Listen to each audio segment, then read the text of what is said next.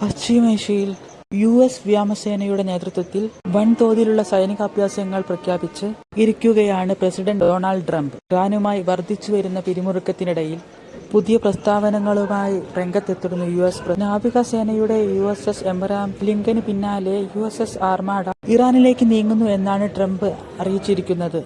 Tehran ഒരു ചർച്ചയ്ക്ക് തയ്യാറായെന്ന് അവകാശപ്പെടുന്നുമുണ്ട് Trump. എന്തൊക്കെയാണ് പുതിയ ചർച്ചകളെന്ന് അറിയാം. മറ്റൊരു മനോഹരമായ ആർമാഡ ഇപ്പോൾ ഇറാനിലേക്ക് നീങ്ങുന്നുവെന്നാണ് പൊതുപരിപാടികളിൽ സംസാരിക്കെ ട്രംപ് പറഞ്ഞത്. വീണ്ടും വലിയ ചർച്ചകൾക്കാണ് വഴിവെച്ചിരിക്കുന്നത്. ജൂണിൽ US അവരുടെ ന്യൂക്ലിയസ് നശിപ്പിച്ചു. ആർമാഡ ഇറാനിലേക്കുള്ള വഴിയിലാണ്. ആർമാഡ എന്നത് US നാവികസേനയുടെ വൻ കപ്പൽ സംഘത്തെയാണ് സൂചിപ്പിക്കുന്നത്.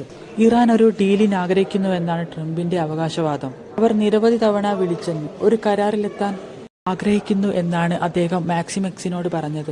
ഇറാന് സമീപം അമേരിക്കയുടെ ഭീമൻ ആർമാഡയുണ്ട്. വെനിസുലയേക്കാൾ വലുതാണ് അത്. ഇതിനു പിന്നാലെ ചർച്ചയ്ക്കായി വിളിച്ചു എന്നാണ് ട്രംപ് പറയുന്നത്. എന്നാൽ അങ്ങനെയൊന്നുമുണ്ടായിട്ടില്ലെന്ന് ഇറാൻ വ്യക്തമാക്കി കഴിഞ്ഞു. Islamic revolutionary guard of